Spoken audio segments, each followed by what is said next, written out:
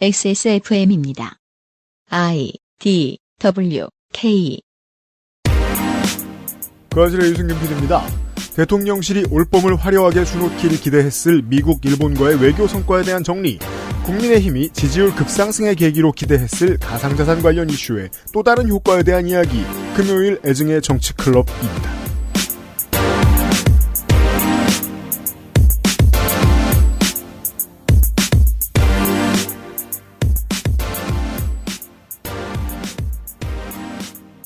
안녕하세요, 청취자 여러분. 여름이 오기 시작하고 있는 한강가입니다. 철새들이 잘 보이지 않는 밤섬 앞에서 인사드리는 그것은 알기 싫다 505회 금요일 순서입니다. 윤세민 에디터와 함께 앉아있습니다. 안녕하십니까, 윤세민입니다.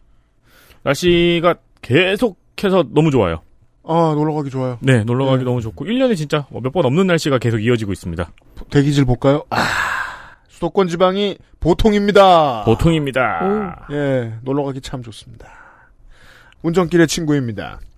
이런 거 아세요? 북한이 지난 1년 동안 쏜 미사일이 지난 정권 5년 동안 쏜 미사일보다 더 많다. 안 읽어보신 분도 많으실 거예요. 왜? NSC가 소집이 안 되기도 하고 NSC가 소집이 됐는데 대통령이 안 나오기도 하고 네. 안보 위기에 대한 이야기부터 잠시 후에 시작하겠습니다. 그것은 알기 싫다는 액세스몰 하이파이 섹션, 경기도 김치의 진수 콕 집어 콕김치, 관절 건강에 도움을 줄 수도 있는 QBN 관절 건강엔 MSM, 핸드워시와 어울리는 숲도 역시 빅그린에서 도와주고 있습니다. 콕 집어 콕. 믿어도 되는 김치를 찾을 땐 콕 집어 콕. 햇서 빙진 김치. 재료부터 공정, 유통까지 안심. 직접 구매한 재료로 만드니까요. 그러니까 김치가 생각날 땐 콕 집어 콕. 다양한 브랜드, 다양한 라인업. 소리가 궁금한 사람들에게 액세스몰 하이파이 섹션. 두피가 건조하고 간지럽다면? 트러블이 생기고 심지어 비듬까지? 아직 빅그린 안 써보셨나요? 약해진 두피에 필요한 건 저자극 세정, 강한 보습력으로 생기 있는 모발까지. 빅 그린. 두피를 씻자. 빅그린 시카 샴푸. 빅그린 신지웅님의 후기를 말씀드리겠습니다. 액세스몰의 후기 하나를 보죠. 친환경이라는 단어에 이끌려 구입했습니다. 내부 보호 충전재와 박스를 붙이는 테이프의 소재가 재생용지인 듯 하더군요. 네, 내부 보호 충전재는 무슨 가위 자르기 마술 같은 걸로 해놓은 것 같은 종이죠. 좋게 말한 거고 구겨진 종이입니다. 네, 근데 되게 예쁘게 꾸겨놨어요. 맞아요. 그래서 그거는 저희도 이제 빅그린에서 택배를 요파시 선물용으로 받잖아요. 네. 네, 그 충전재는 저희가 모아다 저희도 써요. 그리고 재생용지 테이프가 좀 비쌉니다. 그렇습니다. 게다가 요즘 기술로는 아직 그다지 이렇게 터프하지 않아가지고 배송 과정 중에 찢어지기도 하고 그래. 들떠요. 네, 비싼데 불안합니다. 접착력이 세지 않아서 들뜹니다. 그래서 많이 쓰게 돼요. 후기도 보세요. 샴푸 용기의 설명서는 아주 쉽게 떨어졌습니다. 이거 쾌감 쩔어요. 이것도 비싸요. 용기는 투명 플라스틱인 것으로 보아 재활용이 쉬운 PET가 아닌가 싶더군요. 페트 좋았습니다. 샴푸 분사기는 불투명한 플라스틱이니 재활용은 어렵지 않을까 하네요. 아, 네. 중요한 걸 지적해 주셨는데 제가 이걸 빅그린 사장님하고 앉아가지고 대화했던 문제입니다. 이걸 바꿔달라고 얘기한 건 아니고 왜냐면 다 만들었는데 제가 뭘 감나라 배나라예요. 다만 그 펌프 그거는 뚜껑은 재활용이 안 됩니다. 네. 왜냐하면 중간에 스프링도 껴있고요. 그리고 다양한 소재의 플라스틱이 섞여 있어서 분해하느라 힘드신데 저처럼 이제 시간 내가지고 성질을 다 부리는 가정생활을 하시는 분들은 이걸 분해해가지고 씻어가지고 내놓으실 수도 있습니다. 다만 그러시기 힘드니까 보통 얘만은 쓰레기가 됩니다. 맞습니다. 플라스틱 홍수인 현대시대에 100% 만족할 수는 없겠지요. 다른 액세스몰 제품도 빅그린의 포장을 본받았으면 하네요. 네, 감사합니다. 여러 가지 사정이 있습니다. 어렵습니다. 네. 네, 비쌉니다. 빅그린이 그런 노력을 한다는 거 알아주셨으면 좋겠습니다. 그렇습니다. 네. 이런 노력을 또 소비자들이 알아보신다면 빅그린도 그렇고 저희도 그렇고 감사드리죠. 네. 니값을 하시네요. 신중님께 답례를 해드릴 테니 액세스몰을 확인해 주세요. 감사합니다.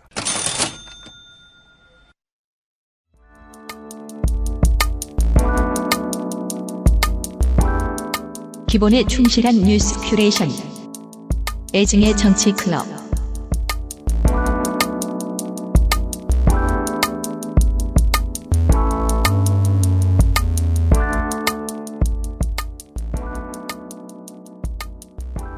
지난 봄에 사실 대통령실이 얼마나 크게 기대를 했겠습니까? 내년 봄만 와봐라 지지율 팍팍 올라갈 거다. 왜냐하면 기본적으로 한미 정상회담은 무조건 지지율이 올라가는 일이니까요. 네. 네. 얼마 전에 길을 걷다가 저 앞에 이제 그 노인용 그거 있잖아요. 뭐요? 이렇게 이동 보조기기. 네. 네, 그게 있는데 뒤에 이렇게 태극기하고 성조기가 달려 있는 거예요. 그래가지고 아이고 저기 계시네 하면서 이렇게 걸어갔는데 체리 피킹을 봤어요. 왜요? 태극기 귀퉁이에 네 귀퉁이에 빨간색 십자가를 그려놓으셨더라고요. 건공감리 대신에? 아니요. 건강감리 그보다 더 끝쪽 네 귀퉁이에. 와, 약간 최종 융합 약간. 그렇죠. 네. 네. 한국의 시민들이 봤을 때 올봄의 외교가 그런 외교였던 거예요. 지지율 상승에 큰 도움이 되지 않았습니다. 저분이시네 원래 이런 생각이 들어가지고. 네. 네. 이런 걸 좀 정리해 봅시다.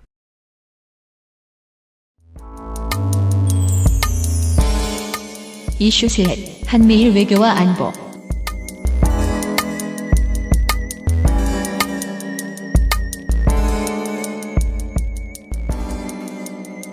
미국과 일본은 대한민국에 있어서 굉장히 중요한 외교 파트너입니다. 대통령실은 이 국가들과의 외교에 숨가쁜 상반기를 보냈는데요. 우선 3월에 윤석열 대통령이 일본을 방문하였고 5월 초 기시다 총리가 한국을 방문함으로써 이제 한일 간의 서툴고가 일단 복원됐습니다. 4월 말에는 윤 대통령의 미국 국빈 방문이 있었죠. 네. 그리고 이번 주말에는 이제 G7 회의가 히로시마에서 열리며 한국도 이번에 이제 옵저버 자격으로 참석을 해가지고 이 회담 중에 이제 한미일 정상회담 또한 앞두고 있습니다. 저희 진짜 딴 얘기인데 저희 사무실에서 이거 쓰면서 옵저버를 뭐라고 번역해야 될까를 두고 고민을 했는데 대체가 없어서 꼽사리. 네, 꼽사리. 네. 혹은 또 뭐가 있을까요? 디텍터. 깍두기. 네. 게임 용어로는 디텍터 등등이 있습니다. 그래도 뽕 들어가는 깍두기. 네. 중요한 건 메인은 아니다. 이런 게 되겠습니다. 네.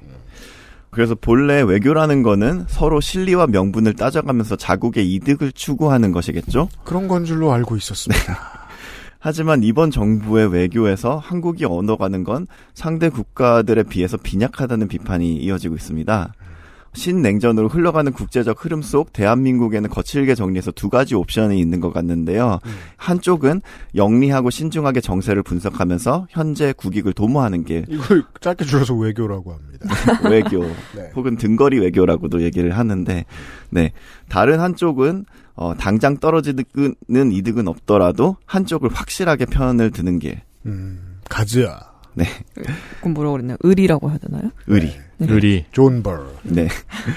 그래서 현재 이제 대통령실의 어프로치를 본다면 이제 후자의 길을 가는 것 같습니다. 비영리 국가. 네. 네. 정말 좋게 말해도 장기적 투자죠. 왜냐하면 단기적 이득을 아직 못 봤기 때문입니다. 그렇습니다. 근데 장기적으로 이득이 있을 거라는 장래는 매우 희박하지 않나요? 자, 슬슬 해석해 봅시다. 네. 이제 윤 대통령은 그동안 굉장히 많은 부분에 있어서 늘 적군과 아군, 흑과 백으로 나눠서 선택하는 방식의 의사결정 스타일을 보여줬습니다. 그래서 UAE에서 큰 말실수를 하죠. 그리고 너네 적이잖아. 네. 그렇습니다. 근데 정말 국내 정치를 어떻게 하는지 봐도 그런 성향이 확실한 것 같아요. 그런 부분에서 굉장히 외교나 국내 정치나 일관성을 보여주시는 것 같은데. 어제 이야기를 했죠. 건폭. 네, 손해를 보더라도 내 편은 끝까지 지키고 상대편은 끝까지 추격하는 진정한 의리남의 면모를 보여왔는데요. 그렇답니다. 네, 외교에 있어서도 그런 세계관이 보이는 것 같습니다. 하지만 문제는 외교란 의리가 아니라 국익에 의해 돌아가는 판이라는 거겠죠. 그렇습니다. 지난주 뉴스 라운드업 시간에 왜 현기차만 이렇게 전기차 시장에 손해를 보고 있는가에 대해 설명드리면서 말씀을 드렸죠. 실제로는 미국의 모든 지방 정치가 다 중국 공장을 못 들여와서 안달이다. 그리고 IRA법을 피할 방법을 다 마련해서 중국 기업들에게 홍보를 하고 있다. 맞아요. 네. 요즘 교차로 카톡방에서 국민의힘 현수막에서 가장 많이 보이는 단어죠. 국익. 그러게요. 네. 근데 여기서 영화가 하나가 떠오르더라고요. 네, 타짜입니다. 곤이랑 있고 정마담이 있고 아기가 굉장히 치열한 수싸움을 벌이고 있잖아요. 그쵸. 근데 거기 이제 그 호구 아저씨가 들어오죠. 혼자만 다른 세계관으로. 네. 그래서 갑자기 그 호구 아저씨가 그러니까 정말 그 치열한 판에 껴있는 그런 모습? 맞아요. 네. 네. 그래서 나중에 아기가 그렇게 얘기하잖아요. 이쯤에서 삼촌은 그만하고 바둑 한 판 두쇼. 그래서 이제 어이 선장 나랑 바둑 두지. 선장이 바둑 못 두는데 내가 가르쳐줄게 앉아봐. 네. 정말 중요한 판에선 밀려날 거다라는 플래그죠. 그럼요. 네. 네. 네.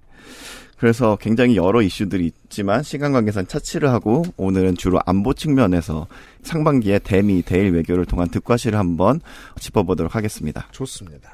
네. 최근 조태용 국가안보실장은 현 정세에서는 전략적 모호성이 아닌 전략적 명확성을 택해야 한다는 발언을 했는데요. 명확성이 조태용. 네. 네. 그러한 맥락에서 어떤 반응을 해야 될지 아저씨인 거 아니까 그것처럼 굴지 마라 이런 뜻이죠.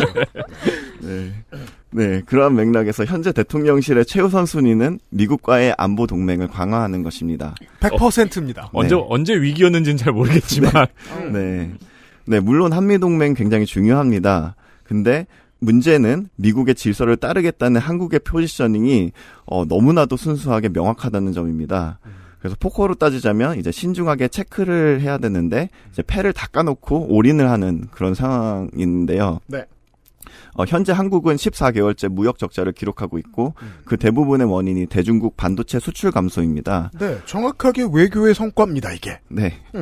그러나 정부는 이제 중국과의 갈등 해결의 노력은커녕 각을 더 날카롭게 세우고 있습니다. 또한 일본의 군사비 증액과 독도에 대한 영토 주권 침범에도 불구하고 우선은 미국이 원하는 한미일 군사협력 강화에 적극 협력하는 모양새입니다. 그렇습니다. 네. 자, 지난번에 이제 한 22년 말에도 그런 말씀 몇 번 드렸습니다만 한국 정부가 지난 5년 동안 일본하고의 장벽을 쌓아놨던 게 있기 때문에 물론 아베가 쌓아놓은 거죠. 거기에다도 그 화를 안 내면 안 됐고. 그래서 결국은 출구 전략을 찾긴 찾아야 된다, 다음 정부는. 어떤 방식이 있을 것이다. 만들어내긴 해야 됐을 것이다. 제가 그게 김태효다라고 생각하고 그런 말씀을 드린 건 아니란 말이에요. 네. 제가 왜 그때 그런 말씀을 드렸냐면, 한국의 위치도 한국이 해야 할 일도 늘 비슷하긴 비슷하기 때문입니다. 미국에 있어서는 우리 무섭게 굴 줄 아니까 중국을 견제하고 싶으면 우리랑 뭔가를 잘 해야 돼라는 메시지를 주긴 줘야 되고 그건 문재인 정부도 했습니다. 가장 상징적인 일은 뭐였습니까? 미사일 주권 회복이었습니다. 5년 내내 했죠. 결국 다 풀어냈습니다. 임기가 끝나기 전까지. 그리고 그때 했던 일이 저는 처음에 800km 이상 사거리 미사일만 남기고 2017년에 정부가 들어서자마자 이걸 처음 받아오는 걸 보고 그냥 북한에 대한 견제 메시지인가 보다 정도로만 생각을 했어요. 근데 임기 말에는 모든 걸 다 해제시켰죠. 우리나라가 무슨 미사일이든 개발할 수 있게 만들었잖아요. 이게 무슨 의미인지 이번 정권이 들어와서 겨우 알게 됐던 것 같아요. 이걸 치고 나가면 나중에 보수 정권이 들어와서 한미일 군사공조를 하려고 할 때도 우리한테 약간의 선패가 주어집니다. 결국 대중국 미사일 전진기지는 한국이 될 수밖에 없으니까. 실제로 그걸 만들어놨고요. 윤석열 정권은. 네. 근데 문제는 우리가 할 힘을 만들어줬는데 그 전 정권이 윤석열 정부는 그냥 외국 걸 받아오는 방식으로 했다는 게 차이가 납니다만. 네. 제가 드리고 싶었던 말씀은 어차피 중국을 상대로는 미국을 견제하고 싶으면 우리가 필요할 거야. 미국을 상대로는 중국을 견제하고 싶으면 우리가 필요할 거야를 해야 돼요. 둘 중에 하나만 했을 때 무슨 결과가 나오는지를 보고 있는 거고요. 네. 네. 이번 미국 국빈 방문의 성과로 꼽히는 것은 이제 한미 핵 협의 그룹 설립에 대한 선언인데요. 이게 성과로 꼽습니다. 누군가. 네. 네, 핵 협의 그룹은 차관복급 회의체로 표면적으로는 북핵에 대한 더욱 효과적인 확장 억제가 목적입니다. 즉, 핵 억제하는 그룹입니다. 네, 맞습니다. 하지만 많은 전문가들은 이는 단지 명분에 불과하다고 말을 하고 있고요. 그쵸, 필요 없으니까. 네. 미국의 인도 태평양 전략의 일부이며 일본과 호주를 포함한 아시아 핵 협의 그룹의 시작일 뿐이라는 예측입니다. 그럼 이걸 통해서 진짜로 핵을 쓰게 되는 가장 가까운 주체는 누구? 호주입니다. 네. 호주의 핵잠 개발에 대해서 설명해드렸던 적이 있습니다. 언제나 대중국 무역 때문에 손해를 많이 보고 중국과 외교 마찰이 심한 나라란 말이에요. 네. 반중 정서가 아예 외교의 기본으로 깔려있기 때문에 핵잠을 원하죠. 호주가. 그 호주가 들어가는 거지 한국이 들어간 게 아닙니다. 이게. 네. 그래서 말씀하신 것처럼 최종 목표가 이제 북한 억제가 아니다. 그거는 이제 어떤 허울에 불과하고 실제로는 중국과 러시아 견제, 이제 더 나아가서 그 태평양에서의 영향력 발휘 이렇게 있다고 보는 것입니다. 네. 그리고 이미 미국의 관계자들은 4년 전부터 주장하고 제안했던 안입니다. 그죠. 정치적으로 매파가 설 자리를 잃는 21세기가 지속되는 동안에 경제 얘기를 오늘은 내내 이제 건조디터 시간에도 계속하게 되는데 서브프라임 모기지론 사태를 거치고 킹달러가 약해지기 시작하면서 매파들이 내놓은 그 해법은 아주 추접한 것이었습니다. 옛날의 경쟁체제로 복귀하는 건 어떨까? 철의 장막을 다시 치고. 전혀 그럴 수 없는 상황인데. 네. 근데 미국은 그럴 수밖에 없는 거예요. 브릭스하고 모든 열매를 다 나누자니 자신들의 가장 강력한 힘인 달러를 절반 정도 포기해야 되겠거든요. 실제로 그런 날은 하루하루 다가오고 있고. 네. 그걸 피하자면 과거로 회귀하는 수밖에 없습니다. 미국은. 네. 그래서 이제 핵협의그룹의 설립과 더불어서 이번에 한미 정상회담에서는 바이든 대통령의 확장 억제 전략으로 오하이오급 전략 핵잠수함을 한국에 보낸다는 계획을 밝혔어요. 예. 네, 여기에 탑재된 미사일은 사거리가 12,000km 이상이며 최소 사거리도 4,000km입니다. 4,000km라는 건 무슨 소리냐? 네. 한반도에 넣으면 한반도를 공격할 수 없는 무기라는 뜻입니다. 네, 공격할 수는 있어도 이제 굉장히 고각으로 발사를 해야 되는 그런 상황이라는 그러면 거예요. 포트리스입니다. 네. 그렇죠. 포트리스 내 뒤에 있는 적한테 빨콩 고각 백샷으로 쏘는 네. 그런 거죠. 걱정해야지. 아니 건조해도 태어나기 전에 나온 게임인데. 포트리스요? 네. 저 만화로 봤어요. 만화. 그러니까요. 네. 만화가 있었어요? 포트리스 네. 만화 있어요. 포트리스 캐릭터 장사 꽤 오랫동안 했었어요. 네. 캡슐에 이렇게 들어. 네, 그러니까 적이 내 옆에 있을 때 내가 맞을 수도 있는 어떤 각도라는 그러니까 얘기입니다. 핵은 빨콩이 아니고 캐논이잖아요. 검콩이잖아요. 그리고 여기는 맵이 벨리예요. 네. 그럼 같이 번지를 한다고요. 포트리스를 해보신 여러분들을 위한 설명이었습니다. 네. 같이 죽는다고요. 네. 네, 그러하기에 당연히 중국과 러시아에서는 큰 반발을 일으켰죠. 여기에 대해서 윤석열 대통령이 이렇게 말했습니다. 아니 북한이 안보리 결의를 위반한 것에 대해서 제재에 전혀 동참을 안 하면서 우리 보고 어떻게 하라는 얘기인가. 어떻게 외교에서 이런 얘기를 할 수가 있어요? 그죠. 그러니까 문제를 10가지 정도 지적할 수 있는데 일단 2가지는 북한에 대한 제재에 동참을 안 했다는 이유로 미사일을 맞으면 좀 그렇잖아요. 그렇죠. 네. 그건 꽤 미안한 일입니다. 네. 네. 그리고 이건 미국이 해도 욕먹는 얘기. 더 나아가서 전랑 외교에 대해 소개해드린 적이 있죠. 막말 외교 중국에. 중국이 해도 욕먹는 얘기입니다. 그러니까 해도 욕먹는다는 표현 안에 어떤 의미가 들어가 있냐면 너무 센 나라가 자기들이 너무 세니까 깡패처럼 굴 때 하는 말입니다. 네. 그걸 2-2 행동대장이 이런 말을 하고 있으면 걔만 죽어요 원래. 네. 네, 이후에 기시다 총리가 방한을 해서 7일에는 한일 정상회담이 열렸는데요. 사케를 마셨죠. 네, 공동기자회견에서 윤석열 대통령은 핵 협의 그룹에 있어서 일본의 참여를 배제하지 않는다며 일본과 미국이 준비가 되면 언제든지 협의할 수 있는 문제라고 밝혔습니다. 네, 이 역시 충격들 다 받으셨으니까 요것만 정리하면 되겠습니다. 큰 오해가 이겁니다. 한국은 협의의 주체가 아닙니다. 일본이 핵잠을 가지거나 핵을 가지면 모를까. 한국이 그걸 하게 둘 리는 없습니다. 네. 그래서 기시다 총리도 이제 네. 그죠. 이거 기시다 총리의 워딩에 대해서는 잠시 후에 네. 또 뭐 인상평을 벨비클럽장이 해주시겠는데 기시다 총리가 되게 유능해 보였죠. 둘이 같이 있으니까. 이렇게 잘 받아 넘기는데 받아 넘긴 말마다 다 자국의 이익이 되니까 생경했어요. 그렇죠. 그래서 지금 기시다 총리의 지지율은 굉장히 올라갔다고 해요. 네. 정상회담이라는 건 원래 그렇게 적용됩니다. 네, 그렇습니다. 한편 기시다 총리는 이번 주말 자신의 지역구이자 고향인 히로시마에서 열리는 G7 회의 준비 한창인데요. G7을 히로시마에서 엽니다. 네. 되게 슬픈 인류의 비극입니다. 전쟁 무기로 인한 가장 끔찍한 학살이 있었던 곳에서 같은 나라의 정부가 그 무기를 우리도 갖고 싶다는 의미의 행사를 하는 거거든요. 네. 80년이 지나서. 그런 행간 안에는 그런 것들이. 네. 그러니까 일본의 공산당은 꾸준히 그런 얘기를 합니다만, 뭐 공산당 얘기 많이 받아 적어주지 않으니까 메이저 언론들이. 네. 네, 그래서 이를 앞두고 타임지와 기시다 총리가 인터뷰를 했는데 이것이 논란이 되었습니다. 네. 왜냐하면 표지에 이렇게 적혔기 때문입니다. 일본의 선택, 오랜 평화주의를 버리고 자국을 진정한 군사대국으로 만들려 하는 기시다 총리. 그래서 이에 일본 정부는 화들짝 놀라서 이제 뉴욕 총영사관을 통해서 타임즈에 항의를 했습니다. 그래서 인터넷판 기사 제목은 수정이 되었는데요.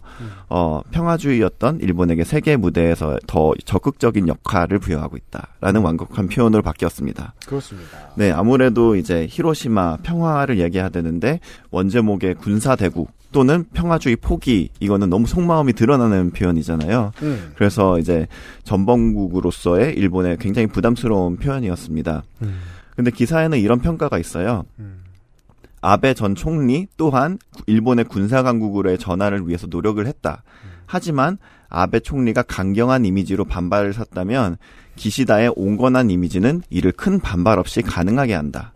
그죠. 네. 이건 아베가 해놔서 가능한 거죠. 네, 그것도 있고요. 사실 이것도 되게 망신스러운 일인데 우리나라 대통령이 수준 이하라서 얘기가 안 되는 건 게 타임즈에 뭐하러 어필을 합니까? 언론사의 국가가 영사를 통해 어필했다는 거는 굉장히 망신스러운 일이죠. 네, 지들 마음이지. 네. 제가 알기로는 박근혜 정권도 이거 안 했던 걸로 알고 있거든요. 훨씬 심한 말 들었는데. 네. 스트롱맨스 도터였잖아요. 맞아요. 뭐라 안 했는데 그게 찍소리 못한 게 아니고 당연히 찍소리 말아야 됩니다. 네. 여튼. 네. 기시다도 사실 상식적이진 않아요. 네. 근데 어쨌든 평가대로 이제 외교관 출신이라서 이제 기시다의 언행이 늘 신중하다 이런 평가도 있는데요. 또 세련되어 보이기도 하죠. 그래서 부드러운 리더십으로 현재 일본의 군사화를 추진 중입니다. 아, 이런 개그 코드였어요? 네. 네. 기시다 총리는 2027년까지 일본을 세계 3위의 국방비를 지출하는 국가로 만들려고 하고 있고요. 그 타국을 공격할 수 없는 것으로 고정된 국가임에도 불구하고 국방비 지출은 우리나라보다 많단 말이에요. 네. 네. 여전히. 네. 작년 말에는 또 이제 국가 안보 전략을 개정을 했죠. 그래서 적 기지에 대한 반격 능력이 있다라는 것을 공식으로 선언을 했으면서 미국 백악관은 이를 담대하고 역사적인 조치라고 추켜세웠습니다. 그죠. 적기지 반격 능력도 되게 일본의 관료들한테서나 볼 수 있는 되게 묘한 느낌의 억지 있잖아요. 네. 적이 우리를 공격할 가능성이 높다고 분석될 경우에 적기지를 선제 타격할 수 있다. 네. 짧게 줄이면 우리는 선제 타격할 수 있다. 그렇죠. 네. 어디다 대고 마이너리티 리포트 같은 말을. 근데 일본은 그런 말을 참 잘 지어내요. 네. 그리고 이 말까지 올려고 50년 동안 되게 조그맣게 담벼락을 갉아먹었잖아요. 그렇습니다. 네. 그래서 지난 1월에는 미일 정상회담이 있었는데 여기를 통해서 미일 안보동맹이 인도태평양 지역의 평화와 안보 변형의 초석이라는 공동선언을 이끌어냈습니다. 여기에서 미국과 일본의 공통된 아주 오래된 장기적 이해를 느낄 수 있습니다. 2차 대전 전후로 되돌아가는 게 양국에게 좋다라는 합의가 있는 겁니다. 여러모로. 네. 다만 그 표현형은 다르겠죠. 왜냐하면 서로는 상대국이었거든요. 네. 예. 우리가 다시 싸우자는 것은 아니고. 네. 이렇듯 한미일 안보 협력의 득실을 따졌을 때 인도 태평양 지역을 포섭해서 중국을 포위하려는 미국, 그리고 군사대국으로 거듭나려는 일본, 이 두 국가에게는 확실한 득으로 작용하는 듯 보입니다. 다시 정리합니다. 미국은 철의 장막을 리바이벌하고 싶고 일본은 대동아 공영을 리바이벌하고 싶습니다. 네. XSFM입니다. 아름다운 디자인에서 만나는 동급 최강의 사운드, 완벽한 스트리밍, 압도적인 드라이버 유닛. 남들과 다른 소리를 원한다면 바우어 앤 윌킨스, 제플린, 액세스몰, 하이파이 섹션. 여행 많이 다니자던 아내, 중학교 올라가는 첫째, 늘 내 걱정뿐인 우리 부모님. 사랑하는 사람들을 위해 늘 건강하자는 그 말 꼭 지키고 싶습니다. 건강을 천연스럽게 큐어 바이 네이처 QBN. 그렇다면 우리나라에게는 어떨까요? 안보적인 측면에서 우리나라는 뭘 리바이벌하고 싶은가? 네. 정권. 한일 합방. 메가 더 레인. 네. 네. 어쨌든 안보적인 측면에서는 북핵이 최대 위협으로 작용하는 만큼 여기에 대해서 점수를 좀 줄 수 있지 않을까 하는 생각도 들 수 있지만 앞에 소개해드렸습니다. 미사일을 정말 많이 쏜다고 요즘 북한이. 네, 그렇습니다. 근데 많이 아시는 것처럼 신년부터 윤석열 대통령은 미국과의 핵 전력 공유를 언급하면서 이어서 자체 핵 보유 가능성까지 들고 나왔습니다. 근데 이제 미국은 여기에서 확실하게 선을 그어왔었죠. 네. 그러한 미국의 원칙은 이번 워싱턴 선언을 통해서도 재확인되었다는 평가입니다. 비록 핵협의그룹 설립 아니면 전략 핵잠수함 배치 이런 계획이 발표되긴 했어도 결국 워싱턴 선언이 말하는 건 이거거든요. 한반도의 완전한 비핵화 그리고 북한과의 조건 없는 대화 외교. 네. 이것을 강조하고 있기 때문입니다. 같은 자리에서 미친 듯이 딴소리를 하는 거잖아요. 그러니까 보통 이럴 때 이제 쳐맞았거나 뺏겼거나 졌거나 라고 할 때 이제 진 쪽에서 하고 있는 세 글자가 있죠. 뭐요? 사실상. 사실상. 네. 언론사에 되게 많이 본 것 같아요. 트리플 S. 네. 네. 트리플 S. 아는 형이 꽤 된 얘기예요. 옛날에 그런 얘기를 했어요. 아들내미가 고등학교 졸업 선물로 네. 안면 윤곽 어. 시켜달라고 한다는 거예요. 오, 네. 당연히 안 된다고 하지. 1년 내내 시켜달라고 했다는 거예요. 뭐 아이돌을 하고 싶은 거야. 뭐야. 아무튼 그 위험하고 네. 난 네가 안 고쳤으면 좋겠다. 근데 얘가 1년 내내 떠들더니 연말에 친지들을 만나러 간 자리에서 아빠가 안면 윤곽술을 시켜주기로 했다고 말을 했다는 거예요. 아니 근데 실제로 필요한 사람들도 있잖아요. 근데 그런 사람이 아니었다는 거잖아. 그래서 이제 그 친지들 앞에 서로 다른 말을 하게 된 거죠. 난 그런 거 안 시킨다. 그럼 아들은 뭐라고 사실상 시켜주게 된 거다 이거. 그렇게 기괴했습니다 이 자리가. 네. 똑같은 인터뷰 자리에서 서로 다른 말을 하다니 핵은 안 된다. 사실상 핵 개발이다. 네. 그쵸. 그래서 김태우 국가안보실 1차장의 발언이 바로 그런 거였죠. 그래서 사실상 워싱턴 선언을 두고 사실상 핵 공유를 한 것 같은 느낌을 받을 것. 아니, 사실상화 있는 게 아니라 같은 네. 느낌을 받아요. 네. 네. 그래서 어느 정도 좀 애매하게 둘러서 말한 것 같은데 백악관이 곧바로 반응을 했죠. 핵 공유는 아니다. 못을 박았습니다. 그렇습니다. 네. 결국 대통령실은 원하는 핵 공유를 이번에는 얻지 못한 것으로 보입니다. 얻지 못했는데 또 돌아온 다음에 집권당은 국민들한테 이렇게 홍보했습니다. 사실상 네. 합의를 네. 받아냈고 한미관계 정상화. 우리가 이게 필요하다면 쓸 수 있다 이런 식으로. 그러니까 진짜 핵만 어떻게든 한반도에 가지고 오면은 그게 지지율 핵폭탄이 될 거라고 생각하는 것 같아요. 근데 미국의 외교관들 입장에서도 같은 헛소리를 계속하는데 매번 아니라고 하는데 에너지를 쓰는 거 곤란한 일이거든요. 네. 그렇죠. 한국이 그렇게까지 뭐 스페셜한 귀빈도 아니고 그래서 입을 다물죠? 그러면 하고 싶은 말 계속 떠듭니다. 안면 윤곽술 시켜준다고. 찝는 건 공짜라고. 네. 근데 미국의 입장에서는 어쨌든 한국의 핵 공유라는 옵션을 직접적으로 내어주지 않으면서도 아시아 핵 협의체로 나아갈 수 있는 기반을 가져간 셈이 되었습니다. 네. 네, 이른바 아시아의 나토 초기 구상으로 나아간 것입니다. 여기에서도 옛 단어인 나토가 등장합니다. 지금이라고 아시네. 없는 건 아니지만 나토에 대해서 예전에 임상훈 소장하고 설명을 잠깐 드렸던 적이 있죠. 네. 왜 필요했냐? 철의 장막 때문에 필요했다. 근데 평화시대가 왔어. 러시아가 자기를 나토에 껴달라 그랬다. 근데 매파가 안 된다고 했다. 왜? 무기를 사야 되는데 우리가 적이 있어야 될 거 아니야. 나토에 적이 없으면 어떻게 러시아가 들어와서. 그렇죠. 그러자 푸틴이 당선되었다. 나토는 그런 의미거든요. 철의 장막 비즈니스 그 자체. 그걸 돌리고 싶은 그러니까 거예요. 러시아 때문에 나토를 결성을 했는데 네. 러시아가 들어오면 어떡해. 그러면 나토 해체죠. 네. 그럼에도 불구하고 현재 우리 입장으로는 북한이 가장 큰 안보적 위협이기에 북핵 문제에 대한 결의를 미국, 일본과 더욱 공고히 하면 나름 성과라고 볼 수도 있을 것 같다고 칩시다. 네. 네. 하지만 정부는 북핵에만 매몰된 나머지 또 다른 잠재적 안보 리스크를 완전히 간과하게 되었는데요. 네, 일본입니다. 일본입니다. 네.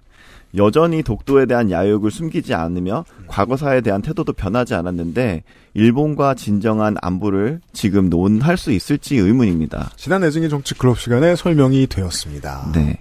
이명박이 원래 하고 싶었는데 욕을 너무 많이 먹자 화들짝 놀라서 나 사실 한국 대통령이다 하며 독도에 방문한 이후에 독도에다 마음을 두고 갑니다. 언젠가 다시 얘기하자. 그 언젠가가 지금이라고요. 네, 여기에 대해서 김창수 전 코리아 연구원장은 일본의 군사화에 백지수표를 내어준 듯한 상황이라고 평가를 했습니다. 적당하네요. 네. 논의 중인 한미일 군사협력의 수준은 무한 군비 경쟁을 통해 오히려 주변국들과의 충돌을 부를 수 있고 그렇기에 한국이 넘지 말아야 할 선을 확실히 제약하지 않는 이상 일본과의 안보 협력은 오히려 미래의 안보 불안을 얘기할 수 있다는 평입니다. 군사에는 돈을 많이 써야 됩니다. 한국은 민주당 정권이 들어오면 군사에 돈을 더 많이 쓰죠. 네. 다만 정치 예술에서 중요한 포인트 중에 하나는 그렇다고 홍보를 많이 하지 않는 겁니다. 이게 지지율로 안 돌아오면 괜찮은데 지지율로 돌아오면 이 냄새를 맡으면 온 나라의 정치인들이 다 군사대국화를 꿈꾸게 됩니다. 네. 그게 잘못돼가는 게 지금의 일본이고요. 그래서 군비 경쟁을 하는 걸로 표를 더 얻었다. 그럼 나중에는 전쟁으로 넘어가는 거예요. 네. 그래서 정리를 하겠습니다. 윤석열 대통령은 3월 일본의 이례적인 화해의 제스처를 취했고 이를 기다려왔던 미국은 크게 환영했습니다. 그럼요. 이후 한미일 안보 공조는 굉장히 빠르게 진행 중이고요. 하지만 미국과 일본은 얻어가는 게 확실하게 보이는 것 같은데 왜 대한민국은 잃은 게 더 많게 느껴질까요? 네. 어떻게든 핵만만 좀 보려고 핵의 느낌 네. 했는데 그것만 들여오면 지지율에 핵폭탄이 터질 줄 알고. 네. 근데 어림도 없죠. 네. 그래도 우리 정부가 왜 이렇게 핵에 집착하고 이런 태도를 보일까라고 생각을 해봤는데요. 결국 현재도 냉전식 사고방식에 사로잡혀 있는 한국 보수의 문제점과 연결되는 지점이 아닐까 생각됩니다. 냉전도 역사 용어죠. 콜드워는. 네. 그쵸. 네. 네. 이미 30년 전에 끝난. 네. 네. 네. 그래서 국제정세는 굉장히 빠르게 바뀌어가고 있는데 여전히 대한민국의 주적은 북한밖에 없습니다. 물론 북한의 위협을 무시하는 것은 아니지만 아직도 그런 구시대적인 시각으로만 북한을 국복의 대상으로만 보고 있고 그렇기 때문에 큰 그림을 놓치고 있는 것 같습니다. 미래와 비전을 놓치는 것이 아닌가 생각됩니다. 네, 이러한 맥락에서 이제 평화활동가들 사이에서는 이제 탈분단이라는 용어가 있어요. 탈분단. 그러니까 워낙 우리가 지난 70, 80년 동안 이제 분단이라는 체제 속에서 살아왔기 때문에 우리가 사고하는 모든 것들이 이제 분단에 갇혀 있다. 그렇기 때문에 우리는 분단을 넘어서 사고를 할 줄 알아야 되고 분단을 넘어서서 바라봐야 된다. 그런 것이 어떤 탈분단이라는 논의인데요.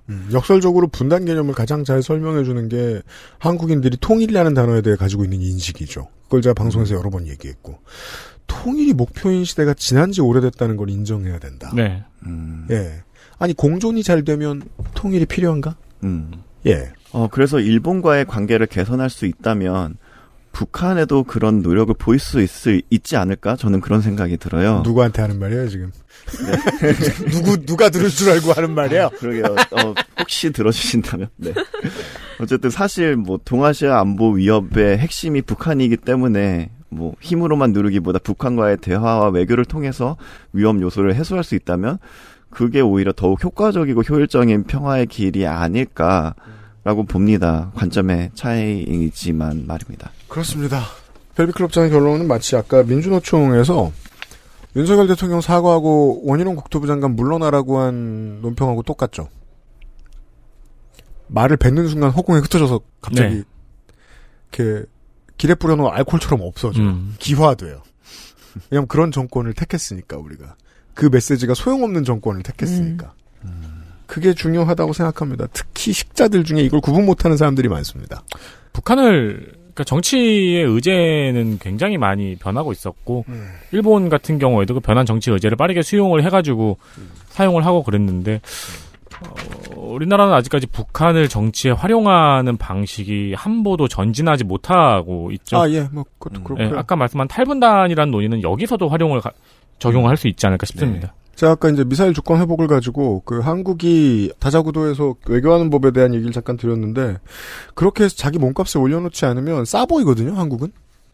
종속 변수가 되니까 2차 대전 때도 그러했듯이. 네. 그런 증거가 이제 이번 주에 뉴스들이죠. 5월 15일에 문화일보 제목 볼까요? 윤 대통령 G7과 자유법치 인권 가치 공유 G8 진출 기반 다진다. 이거 요새 홍보 열심히 하고 있어요. 5월 16일 서울신문. 한국 포함 G8 미국 논의 없다. 네. 옵저버를 해석을 안 그렇습니다. 역사 얘기 해주셨으니까 저도 역사 얘기 잠깐만 좀 이따 경제 얘기 할 테니까 그거랑 이어가겠습니다. 왜 옛날 역사 봐도요. 돈의 가치를 정확히 규정하고 그걸 함부로 늘리지 않는 정권이 보통 성공합니다. 그래서 이제 은화를 도입한 다음에 그걸 이제 국가에서만 하도록 법으로 제정해 놓는다거나 왜 잘 되는 나라 보면 처음에 그런 것들 많이 하잖아요. 네. 그 나라가 망할 때 어떻게 되죠? 은의 비율을 줄이고 납을 많이 넣는다거나 네. 그러다가 나중에 은이 아예 없는 납 은화를 만든다거나 네. 그게 지금의 미국이라고 보통 이해를 한단 말입니다. 현대 학자들이 금태환제를 포기하면서 이게 닉슨 얘기 길게 할 시간은 없으니까 금과 1대 35로 그러니까 바꿀 수 없는 돈이니까 이제는 돈의 가치를 절대적으로 환산할 만한 무슨 다른 가치가 없어진 거예요. 그 다음부터 미국은 지금까지 돈을 엄청 찍어냈고 그게 지금까지 미국을 버티게 만들었고 미국이 돈을 많이 찍어내니까 다른 나라들도 거기에 맞추느라 돈을 많이 찍어냅니다. 그러면 보통 일단 금융권으로 흘러들어갑니다. 노동자본은 약해집니다.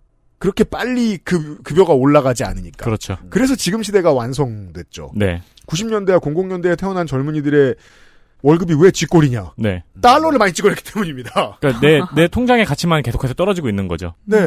금없는 돈을 만들었기 때문입니다. 잠시 후에 코인 얘기해 주실 텐데. 왜 처음에 비트코인을 만들었을 때 이걸 채굴한다는, 마이닝을 한다는 단어를 썼을까? 왜냐하면 진짜 가치가 있는 금속은 채굴하는 거거든요. 그렇다는 이미지를 주기 위해서 비트코인은 그런 단어를 개입시켰던 겁니다.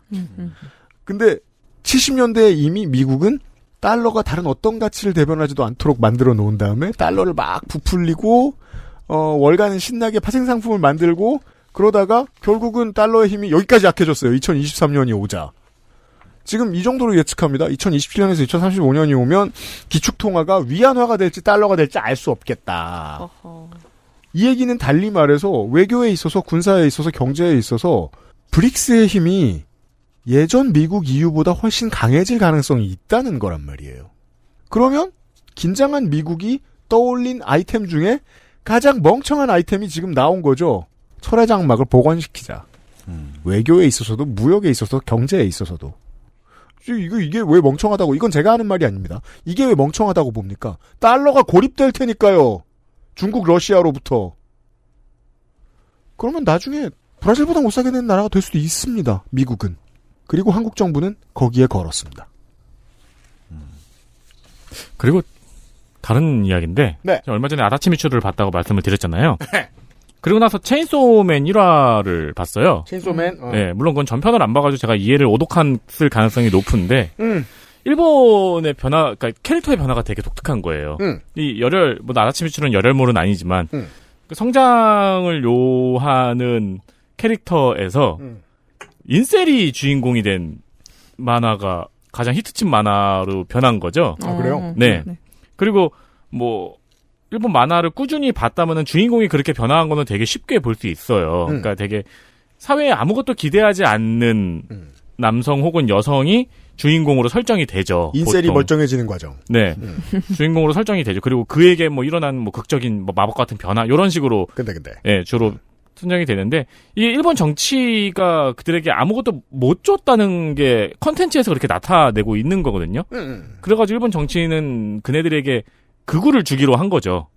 아, 네네네. 네. 전쟁을 주기로 한 거죠. 전쟁 국가를 주기로 한 거죠. 아, 네. 경제가 어려울 때 정치의 출구들 중에 하나가 그겁니다. 피를 부르는 방식을 택하죠. 네. 그걸 찬양하도록 하고. 왜냐하면 청년들은 실망감이 가득하고 손에 쥔 게 없으니까 전사로 돌변할 수 있습니다. 한편 이제 그것과 관련해서 오늘 아침에 지하철에서 굉장히 재밌는 광경을 봤는데, 뭔데요? 피식하고 웃은. 제 앞자리에 남성 2명이 있었어요. 네. 한 명은 직장인이었고, 한 명은 대학생이었어요. 누가 봐도. 직장인은 게임을 하고 있고, 대학생은 주식창을 보고 있더라고요. 아, 그래요? 상징적이네요. 잠시 후에 투자 얘기를 좀 더 해보죠. XSFM입니다.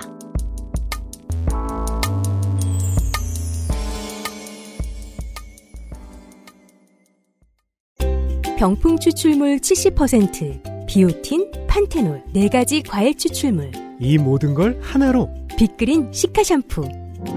Big Green 중건성용 탈모 샴푸 빅그린 시카. 인체 적용 시험을 마친 프리미엄 원료 MSM.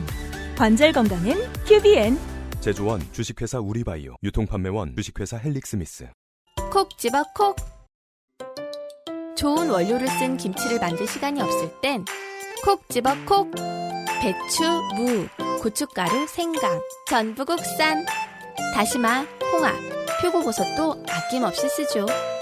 그러니까 김치가 생각날 땐 콕 집어 콕. 깔끔한 경기도 서울 김치 모든 입맛에 대응합니다. 꼭 그렇진 않지만 많이들 만족하십니다. 이게 이제 경기도 서울 김치, 경기도 김치 이러니까 잘 모르시는, 그러니까 입감이 좀 안 되는 분들도 계실 텐데 국밥집에서 먹는 시원한 그 김치입니다. 그렇습니다. 양질의 재료, 산지에서 직접 구매해서 저온 창고 보관을 통해 신선도를 유지합니다. 국내산 원료와 천연 양념을 사용했고요. 햇섭 인증 업체로서 체계적이고 효율적인 관리로 최상의 위생 환경을 갖고 있습니다. 포기, 총각, 갓. 방금 전에 말씀드린 포기. 일본의 청년 정시 같네요. 갓은 저 일왕인가요? 그렇죠. 오랜만에 말씀드립니다만 서울 시내의 모 6성급 호텔이 이 김치를 따로 포장해서 팔고 있습니다. 맞습니다. 예, 외국 관광객들에게 여러분이 사는 가격의 최소 10배쯤 받습니다. 네. 포기김치, 총각김치, 갓김치 등 다양한 선택지가 있고요. 저는 이제 혼자 살아 외로우니까 네. 동치미가 굉장히 좋더라고요. 그렇습니다. 체험은 서럽잖아요. 액세스몰에 김치가 생각날 땐 콕 집어 콕 김치를 기억해 주세요. 있습니다.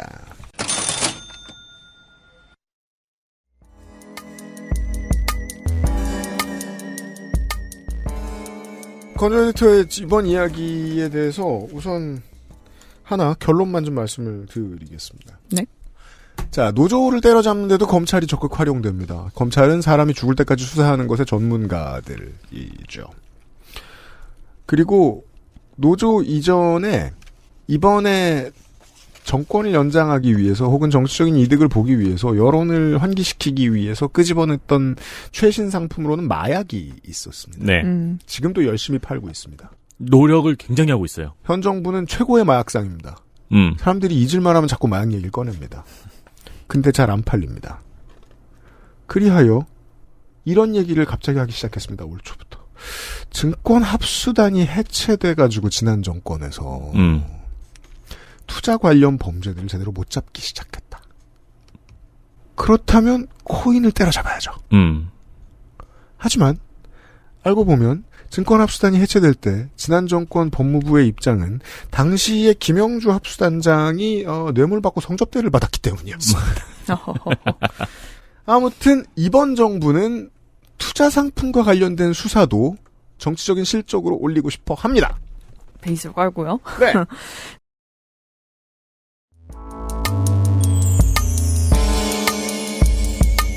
이슈넷 김남국이 쏘아 올린 코인 법안.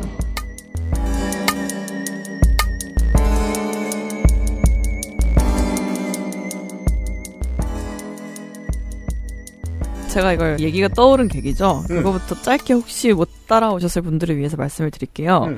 이제 김남국 게이트라는 거죠. 네. 네, 김남국 더불어민주당 의원이 거액의 가상화폐 자산을 보유한 사실이 뒤늦게 알려졌습니다. 지난해 1, 2월쯤에 위믹스라는 코인을 엄청 많이 이제 갖게 됐는데 미르2 게임에서 네. 거래되는 코인이죠. 네네네. 이게 당시 한 60억 원 정도의 가치를 지녔다고 합니다. 네, 그 얼마 지나지 않아서 이 코인이 이제 가상화폐 지갑에서 다른 거래소로 전량 인출이 됐었어요. 현금화가 됐다는 거죠. 네, 그래서 금융정보분석원이 이 정도의 대규모 거래 내역이 있으면 불법성이 뭐 있는지 없는지 몰라도 이상 거래로 신고를 해요. 감지를 해요. 그래서 검찰에 이걸 통보를 해서 조사를 했더니 이게 김남국 의원이었던 겁니다. 그래서 이런 거래에 불법적인 요소가 있을 확률이 높다.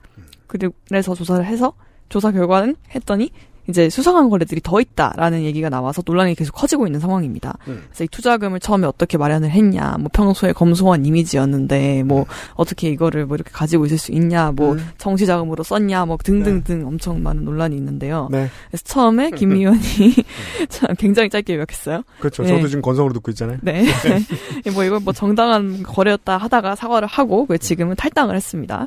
이걸 들여다보려고 가져온 건 아니고요. 그렇습니다. 네, 이게 물론 나비 효과를 얘기하려고 합니다. 그렇습니다. 저도 사실 이 문제에 대해서는 뭐 그냥 무슨 얘기 없나 궁금해하실 테니까 한마디만 하면 다른 것들은 더 공개가 될 것이고요. 그리고 지금 민주당이 바라고 있는 전수조사 저는 국민의힘은 죽어라 안 받을 걸로 알고 있는데 네. 하게 된다면 할 거고 만약에 국민의힘 멤버들이 생각보다 많이 연로가 되어 있다고 하면 이 문제는 묻힐 가능성도 좀 높고요. 네. 네. 다만 이제 저 한 가지 이슈로 이제 평론가들이 많이 말하고 있는 게 국회의 상임위 시간과 청문회 시간에 이거 들여다보는 게 잘못이다라고 얘기하는데 저는 사람들은 모두 폰으로 하는 습관적인 일들이 있거든요.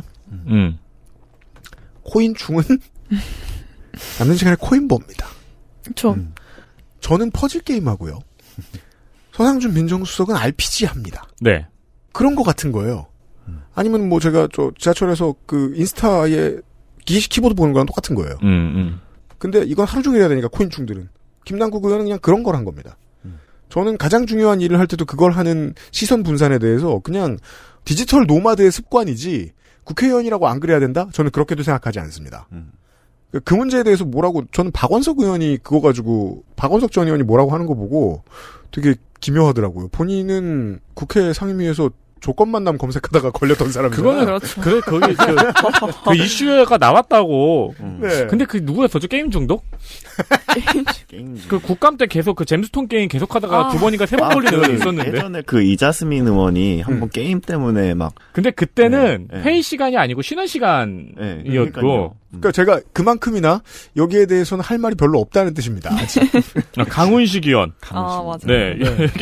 게임을 못 참아가지고. 중요한 건 크립토커런시 얘기입니다. 네. 그래서 이 관련된 법안을 이제 이 사건을 계기로 국회가 불이 나게 검토를 하고 있어요. 그렇습니다. 네. 그래서 아까 뭐 전수조사 얘기를 하셨는데 이 전수조사라는 것은 이제 국회의원이 가상자산을 가지고 있는지 없는지를 전수조사를 해야 한다라는 그렇습니다. 얘기입니다. 네. 왜냐면 가장 처음에 이 사건이 이제 터졌을 때 논란이 된 부분이 가상자산을 재산으로 신고하지 않았기 때문이었거든요. 김남국 의원이.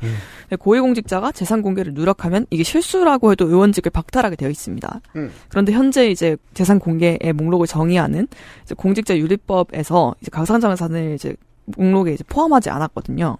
그래서 이런 제도적인 구멍이 있으니까 이걸로 재산을 은닉할 수도 있고 뭐 자기한테 이익이 되는 법안을 통과시킬 수도 있겠죠. 네, 그래서 2018년부터 그때 이미 뭐 한국에서 이제 코인이 막 엄청 거래가 되고 있었으니까요. 네. 이제 고위공직자 가상자산을 공개해야 한다는 얘기가 나왔어요. 이때 이미 폭발했거든요, 투자가. 네, 그래서 2020년 한 해에만 이 법안을 발의한 의원이 6명입니다. 그러니까 국회에서도 충분히 문제의식을 가지고 있었다 말씀드리겠습니다. 네. 왜냐하면 절대성을 봐야죠. 그렇죠. 재산이잖아요. 예. 네. 그래서 계류가 된 이유는 이게 법으로 가상자산이 뭔지 정의가 당시에는 안 됐었어요. 2020년까지요. 2020년에 정의가 됐어요.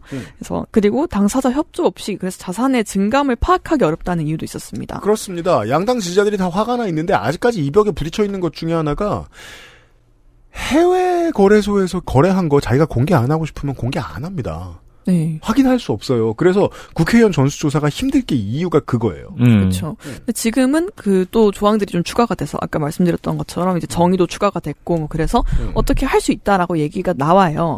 그래서 여야 할 것 없이 개정안 추진하겠다라고 지금 다시 또 나서고 있는 상황입니다. 그래서 이번 달 25일에 본회의가 있거든요. 거기서 통과시키는 걸 일단 목표로 하고 있고요. 그렇습니다. 일단 기본적으로 사실상 자유헌정론에 해당하는 자유화폐론을 완전히 지지하고 있는 보수정당 같은 경우에는 이 문제를 원래 밀어붙이고 싶어 했었는데 이 문제와 관련된 입법을 정말 하고 싶었는데 그동안 안 했다가 지금은 김남국을 때려야 되니까 정말 열심히 해야 되는 타이밍이 돼가지고. 네.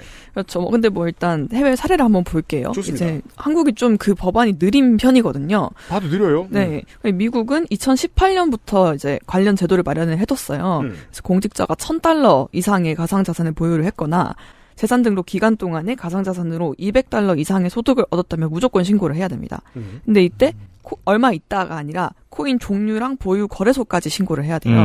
왜냐면 이제 거래소가 이제 신뢰성이 있느냐 없느냐에 따라서 이 가치가 달라지니까요. 이걸 현금화할 수 있느냐 없느냐가 달라지니까. 네. 그리고 우리 평상시에 투자하는 투자자들은 어디에서 거래했다라고 하면 그냥 그것만 듣고 어휴 양아치 세게 하네 이러잖아요. 왜냐면 거래소의 신뢰도를 가장 중요하게 보니까. 그렇죠. 네. 그리고 이걸 활용해서 진짜 이해충돌 걸릴 소지도 있겠죠. 네. 그리고 또한 직무와 연관되는 가상자산을 보유할 경우에는 그 해당 직무에서 제외됩니다. 네. 그리고 뭐 유럽도 2020년부터 이 재산 공개 내역에 가상자산을 포함을 했고요. 여기는 지금 NFT까지 범위를 넓히는 걸 검토를 하고 있어요. 당연히 그렇게 해야 될 겁니다. 네. 또 이외에도 미국과 유럽이 이제 올해 또 이게 좀 붐인 것 같은데 다양한 가상자산 규제를 도입을 했고 그리고 확장을 하려고 하고 있어요. 네. 그래서 EU의 경우에는 지난 4월에 이제 미카 MICA를 통과시켰는데요. 이게 최초의 가상자산 포괄 규제안입니다. 그래서 코인 발행자 공시, 증권시장 규제 뭐 이런 내용들이 들어가고요. 반대로 미국은 또 이제 더 빡세거든요. 그래서 네. 가상자산을 증권법으로 다루려고 해요. 근데 이게 가상자산의 증권성 판별 뭐 이렇게 얘기를 하는데 맞습니다. 이게 굉장히 중요한 게 증권으로 인정이 되면은 가상화폐 거래소들이 가상화폐를 다룰 수가 없습니다. 왜냐하면 증권은 증권거래소만 다룰 수 있으니까. 네. 네, 그래서 취급을 할 수 있는 라이센스가 없어지는 거예요. 네. 그래서 무조건 이제 코인 거래소도 증권 거래소 등록을 해야만 하게 하는데 지금 이게 안 되는 곳들이 많아서 대거 단속이 이루어지고 있는 상황입니다. 대중화된 지 얼마 안 됐는데 왜 이렇게 미국과 EU가 입법을 앞다투어 했느냐. 이것은 화폐 권력이 곧 국가 권력이라는 인류의 오래된 이해 때문입니다. 미국이나 EU의 의회에서 볼 때는 이걸 완전히 법의 사각지대에 두는 건 국가 권력 일부를 포기하겠다는 것으로 보이기 때문입니다. 예, 증권법에 대한 해석이 이런 문제인 거예요. 국가가 통제할 수 있는 거래소 바깥에서 할 거면 아무것도 하지 마. 인 겁니다. 그렇죠. 그래서 오히려 미국에 있는 그 지금 코인 투자자들이 해외로 나간다고 하더라고요. 맞아요. 네. 네. 근데 반면에 국내에는 아직 가상자산만 다루는 법안은 없습니다. 근데 지금 국내 가상화폐 시장 규모가 지난해 하반기 기준 19조 원이거든요. 이게 떨어진 거예요. 그 테라루나 사태 때문에. 네. 네, 그 전에는 2021년 하반기에는 한 55조 원 정도였고요. 네. 반토막이 넘게 떨어졌죠. 그죠. 죄송합니다. 재산 잃으신 청취자 여러분. 네. 근데 이게 한국의 정치권이 게으르다는 말 저 웬만하면 하는 거 별로 좋아하지 않거든요. 네. 근데 이 상황에선 할 수밖에 없는 게 국민 및 국가 모두에게 가장 중요한 문제를 너무 중요성을 아주 뒤로 밀어놓고 있었던 것 그 같아요. 당시의 분위기를 돌이켜보면은 네. 국가에서 이제 뭐 결과적으로 보면 실패한 결정이었죠. 네. 이 가상화폐 관련된 법안을 만드는 것이 국가가 가상화폐를 인정한다는 시그널로 보이기 때문에 그것이 그 당시에 이제 김치 프리미엄이라고 불렀던 네 이거 버블을 형성할 것이 누가 봐도 뻔했어요. 그래서 민주당이 문재인 정권이 이걸 굉장히 조심스럽게 건드리지를 못했죠. 이거 마치 근데 그때 못 건드렸던 것도 이해는 되는데 이게 마치 스포츠 도박 같은 거예요. 우리나라가 이런 문제를 사행성을 바라보는 시각 덮어놓고 없는 척하기. 그렇죠. 네. 이건 국가가 할 일이 아니죠. 네. 이런 패턴으로 이러면 안 되죠. 그렇죠. 옛날에 이윤열 선수가 이제 마재훈 사태에 대해서 이제 청취자들이 승부조작이요. 네, 질문을 하니까 우리가 스포츠 도박을 합법화하지 않아서 그렇다라는 이제 도박이 아니지. 네. 그거를 토토를 스타크래프트를 그렇죠. 스포츠 베팅을 합법화하지 않은 안 와서 그렇다라고 답변을 해가지고 되게 많은 이해도가 거기까지 따라오지 않은 사람들 머리에 물음표가 떴던 적이 있었죠. 아주 지혜로운 답변이었는데 네. 한국에서는 그냥 나쁜 거라고만 말을 하니까 네. 단속은 안 하면서 없는 척만 하니까 대한민국이 세계 제1의 속매매 대국이 되는 거 아니에요. 그런 식인 겁니다. 네. 그런데 또 윤석열 정부 들어와서는 그래서 좀 할 줄 알았는데 근데 이대나 뭐좀 키워드가 너무 얽혀 있잖아요. 그죠. 네. 20대 남성들의 지지를 등에 업고 여기까지 왔으면 네. 근데 그쯤 되니까 규제를 하고 세금을 물린다는 게 또 국민의힘 지지율에 도움이 안 되는 상황이 된 거예요. 맞아요. 네. 뭐 뒤에 그래서 보상을 해주는 것 정도? 를 얘기를 했었죠. 이걸로 잃은 것들을 보상을 해주겠다. 맞아요. 네. 근데 규제에 대한 얘기는 제가 이거 조사하면서 약간 그 업계에 계신 분한테 한번 통화를 했었거든요. 네. 네. 근데 이제 코빗이었는데 이제 규제가 보통 그렇잖아요. 이제 말씀하신 것처럼 그 규제가 되고 세금에 매기게 되는 거를 업계에서 반대를 하는데 네. 오히려 한국은 너무 뭐가 없으니까 회사 측에서 또 뭘 해야 되고 뭘 안 해야 되는지가 분간이 안 간다는 거예요. 그래서 오히려 뭔가 그리고 투자자들도 위험하니까 투자를 안 하고 네. 규제가 아예 없어버리니까 그래서 그런 것 때문에 오히려 좀 기본법 정도는 좀 있으면 좋겠다 라는 얘기를 하더라고요. 그 뒤에 이제 세부 변경을 어떻게 할지를 가지고는 다툴 수 있겠지만 네. 그렇다면 정치권 탓을 할 수 있는 거예요. 양쪽이 총대 안 매는 동안 테라루나 사태가 터졌다. 그렇죠. 네. 네. 그렇죠. 그럼 뭐 지금 그리고서 있는 걸 좀 따져보자면은 이제 특정금융정보법, 특금법이라고 줄이는데요. 여기에 몇 가지 관련 조항이 있긴 있습니다. 뭐 가상자산의 정의, 아까 말씀드린 추가된 거, 그리고 자금 세탁 방지를 위해 코인 송금인과 수취인의 정보를 이제 가상자산 사업자가 파악할 의무 정도가 규정이 돼 있어요. 이제 이거를 코인 실명제라고 하거든요. 뭐 영어로는 이제 트래블 룰이라고 하는데. 트래블 룰. 네. 맞습니다. 네, 그래서 미국과 유럽에서 적용하고 있는 규정입니다. 이건 좀 저희가 이례적으로 빨리 넣은 것 같더라고요. 맞아요. 왜냐하면 이건 원래 신기술이라는 건 기본적으로 가장 적극적으로 베타 테스트 해주는 게 어둠의 세력들이잖아요. 네. 예. 지하 경제를 견제하기 위한 방식부터 법이 움직이는 것. 효과적이지만 가장 소극적인 거죠. 최소한에 해야 할 일? 그리고 늦었으면 레퍼런스가 많으니까 제대로 해야죠. 왜 우리 그냥 도박이나 뭐 불법 의약품, 엠번방 네. 이런 데까지도 그 경제가 활성화될 수 있었던 중요한 이유는 코인으로 하고 안 붙잡혔기 때문이었잖아요. 아, 그럼요. 옛날에 크립토라커 때도 그랬고. 그 견제입니다. 네, 트래블룰은. 그렇죠. 그래서 이 정도의 규제만 있었어요. 딱 정말 최소한이었죠. 근데 이제 김남국 의원이 불러온 나비 효과는 이걸 본격적으로 제도에 편입시켜야 한다는 논의의 확대입니다. 그렇습니다. 네, 국힘에서 계속 얘기를 해왔다고는 말씀을 해주셨죠. 그리고 뭐 거래소들도 아까 제가 언급했지만 뭐 그런 기본법, 일종의 헌법 같은 게 필요하다라고 얘기를 해왔어요. 그죠. 처음에는 자유를 부르짖느라 코인 아래에 모여든 투자자들이 국가가 있었으면 좋겠다. 라는 필요성을 열렬히 느끼는 거예요. 그러니까 왜냐면은 거래소가 하루아침에 망해버리고 거래소에서 막 인출이 안 되는 일도 있었잖아요. 심지어. 그렇죠. 이제 코인값이 올랐는데 인출이 안 됐잖아요. 근데 애초에 약간 코인이 생기게 된 계기가 그 탈중앙화라는 키워드잖아요. 네. 그래서 사실은 이제는 거래소 중간 거래소 없이 우리는 서로 거래를 할 수 있는 진정한 뭐 자유를 가지고 온다. 자유. 약간 이런 거였는데 되게 지금은 결국에는 모든 게 거래소를 통하게 되고 이런 게 조금 아이러니하게. 그 얘기를 하고 싶은 거예요. 뭐 죽은 지는 한참 됐지만 자유헌정론을 처음에 이야기했던 경제학자 프리드리히 하이에크의 이론을 월가에서 그렇게나 신봉을 합니다. 보통 자생적 질서라고 하죠. 자생적으로 진화된 제도에 따라서 지금 경제가 움직인 거지. 쉽게 말해 그냥 국가의 개입을 최소화시키라는 90년대 버전의 이야기이거든요. 그리고 이 사람의 이론을 코인 거래소 만드는 사람들이 정말 많이 이야기를 했었습니다. 대공황의 원인은 시장의 불안정성이 아니라 통화조절 정책을 썼기 때문이다라고 얘기를 했던 사람이에요. 그런 사람의 말에 완벽히 맞는 거라고 만들었던 게 크립토커런시였고, 그리고 사람들은 한 3, 4년 투자해보자마자 국가 없는 돈은 돈이 아니다. 라는 걸 알게 됩니다. 그러니까 이제 제대로 된 거래소를 운영하고 싶은 사람도 제대로 된 거래소라고 입증할 방법이 없는 거죠. 그렇죠. 네. 뭐 그래서 관련된 법안들이 몇 차례 발의됐었어요. 아까 말씀해 주신 내용이 다. 네. 근데 그게 국회에서 번번이 우선순위가 밀렸습니다. 근데 이게 말씀하신 거에서 조금은 다를 수도 있는 게 일단 지금까지는 되게 예외적으로 정부 개입 없이 자리 잡은 산업 있잖아요. 그렇죠. 네.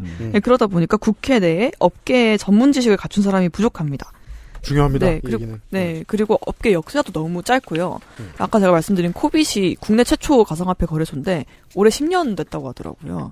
오래됐네요. 저도 오래됐다 생각했는데, 근데 그분께서는 이제 해외랑 비교하면 되게 오래되지 않은 거다라고 말씀하시더라고요. 그렇죠. 10년 동안 그냥 자생했어요. 뭔가 정부에서 끼어들지 않고 그 산업 업계를 만드는데. 네, 그러면은 그만큼 그 안에서 쌓인 엄청나게 복잡한 것들이 또 있을 텐데 네. 이걸 전혀 정부에서 파악을 하고 있지 못했다라는 얘기도 되겠죠. 의원을 만나도 말이 안 통한다. 그렇죠. 네. 그래서 이 정치권에서는 이제 잠깐 테라루나 사태 때 관심을 줬다가 식었죠. 근데 이걸 다시 김남국 의원이 살린 겁니다. 보통 정치권 전체를 혐오하는 얘기를 제가 정말 안 하는데, 지들끼리 싸울 때가 아니면 희생자가 이렇게 많이 생겨도 신경 안 썼다는 얘기잖아요. 스토리는 이렇게 정리되잖아요. 맞아요. 네. 그래서 국회에 계류하던 그런 법안들을 모아서 이제 검토를 하기 시작했어요. 그래서 이게 일명 디지털 자산 기본법인데요. 이게 두 단계로 나눠서 다뤄질 예정입니다. 그래서 지난 11일에 국회 정무위원회에서 1단계에 해당하는 게 통과가 됐어요.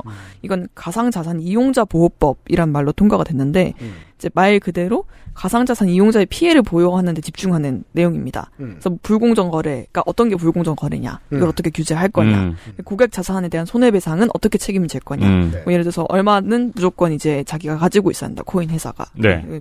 줄 수 있는 돈을 그리고 뭐 미공개 정보 이용, 뭐 시세 조정, 부정 거래 이런 것들을 하면은 1년 이상의 징역 뭐 이런 기타 등등의 처벌을 어떻게 할 것인가 또 마련이 되어 있고요. 네, 은행법 그 대충 베껴가지고 몇 가지 집어넣어 그러니까 나쁘게 말하지 말까. 아무튼 뭐 그런 얼개입니다. 네. 그리고 피해자가 다수일 경우에 집단 소송을 제기할 근거가 마련됐습니다. 최근에 한국법이 이게 좀 달라졌죠. 집단 소송 제기 근거가 법에 슬슬 들어갑니다. 네, 5년 전까지만 해도 그런 게 없었어요. 네, 그리고 투자자 보호를 위한 의무도 들어갔고요. 네, 그리고 가상자산을 정부 차원에서 다루기 위한 체계에도 1단계에 포함이 됐어요. 시작을 했다 이 얘기입니다. 이 얘기는 무슨 얘기냐면은 네, 뭐 국회 금융위 산하에 가상자산위원회를 설치하겠다. 그렇죠. 위원회를 만들겠다는 이야기죠. 그렇죠. 네. 우리 분당 국회의원이 좋아하는 위원회. 네. 그렇습니다. 그래서 뭐 업계에서는 이때까지 금융위에서 다 외면해 왔는데 과연 여기서 잘 할 수 있을까? 뭐 전문가 진짜 데려올까? 이런 의심을 표하고 있고요. 그리고 이건 좀 저는 의미있다 생각했던 게 가상자산 산업자에 대해서 한국은행이 자료 제출을 요구할 수 있게 됐어요. 요구권이 생겼습니다. 네. 그래서 이걸 뭐 통화신용정책 그리고 금융안정정책을 세울 때 참조를 하겠다라고 했어요. 네. 가상자산 사업자들의 자료를 요구를 해서 이제 앞으로 정책에 활용을 할 수 있게 하겠다. 그 얘기입니다. 그리고 2단계는 이제 좀 더 본질적인 건데요. 이제 가상자산의 발행 및 유통 체계 그리고 자산 분류 기준을 정의하는 겁니다. 이게 뭐 되게 저도 사실 제가 한 번도 안 해봐서 이거에 대한 지식이 정말 교과서적으로밖에 없거든요. 근데 뭐 토큰 증권 이런 거나 뭐 NFT 이런 거나 혹은 뭐 코인도 뭐 스테이블 코인 혹은 뭐 그렇지 않은 코인 이렇게 되게 종류가 많고 그거에 따라 가치가 달라지잖아요. 근데 이게 그동안 국내에 이걸 분류하는 기준이 없었던 거예요. 그래서 이거를 2단계에서 만들겠다라고 했어요. 그래서 정부에서 심사를 예고를 했고요. 이 모델은 아까 말씀하셨던 것처럼 이제 EU를 따라갑니다. 이제 미카를 모델로 해서 가려고 하고요. 이 이유는 당연히 이제 해외 규제와의 연동이 중요하기 때문이겠죠. 이제 그렇죠. 그렇겠죠. 코인은 국경이 없이 그냥 다 거래가 되는 거니까. 그리고 실제로 이런 규제가 나라별로 달라서 시장에 혼란이 온 것도 있었어요. 당장 테라루나 사건만 해도 이 회사의 대표였던 그 김도영 대표, 권도영. 네, 권도영 대표 죄송해요. 네, 권도영 대표의 혐의가 이제 규제 차이 때문에 달라졌거든요. 한국이 그동안 이제 크립토에 있어서 조세도 피처 같은 역할도 했었다는 거예요. 우리 조세도 피처 이름 얘기 들으면 막 만섬 이런 얘기 들으면 그냥 부자들이 가서 호화로운 여생을 누리는 곳 이렇게 오해하지만 실제로는 거기는 아무것도 없잖아요. 거긴 그냥 페이퍼로 끝나잖아요. 그렇죠. 거기 가지 않아 아무도. 그런 역할을 한국이 했다. 한동안. 그렇죠. 그래서 한국에 이 규제가 없으니까 그 한국에서도 그래도 피해자들이 있으니까 혐의를 적용을 해야 되잖아요. 우리나라 사람이고 하니까 자본시장법을 적용을 했어요. 다른 법이 없으니까. 네, 이걸 증권으로 친 거죠. 근데 아까는 저희가 증권으로 안 본다고 했잖아요. 그렇죠. 이게 또 혼란이 생긴 엉성한 상황입니다. 그렇죠. 네, 그래서 증권으로 보고 사기를 친 게 아니라 증권 신고서를 제출하지 않은 게 국내에서 혐의가 됐고요. 이렇게 되면 김앤장이 뚫기 쉬워요. 검찰을. 원래 법을 적용하지 않았고 원래 법은 없으니까. 그러니까 그래서 더더욱이 이걸 아는 투자자들이 제발 미국이 잡아가라. 제발 미국이 잡아가라. 라고 빌었던 거 아니에요. 갤러리에서. 그렇죠. 왜냐하면 미국에서는 이거를 불공정 거래로 보거든요. 상품 거래법으로 봅니다. 그래서 이걸 굳이 이게 증권인지 아닌지를 따지지 않고도 가상자산이면 일단 상품 거래법으로 볼 수가 있어요. 뭐 그래서 거래소들은 뭐 굉장히 난감한 상황이겠죠. 이렇게 애매하니까. 그래서 2단계 규제에서 이 증권성을 어떻게 다룰지가 결정이 될 텐데 이건 사실 지금 좀 기다려봐야 해요. 왜냐면 미국에서 어떤 사건이 진행 중인데. 그죠. 우리나라는 후발주자고. 아까 우리가 말씀드렸던 거에서 이제 우리나라 정치권에서 엿볼 수 있는 성격은 뭐였습니까? 비자발성, 적극성의 부족. 그런 나라는 그런 데는 먼저 선도하는 데서 따라가야죠. EU랑 미국이 하는 걸 봐야죠. 증권성의 문제? 이게 어떤 사건이냐면, 이제 리플 소송이라고 하는데요. 리플 소송? 리플은 이제 가상화폐 종류입니다. 한국에서는 비트코인보다 더 많이 거래된다고 들었습니다. 리플 제가 여기 사무실에서 한번 비명 지른 적 있었죠? 대표님이 계셨나 모르겠네?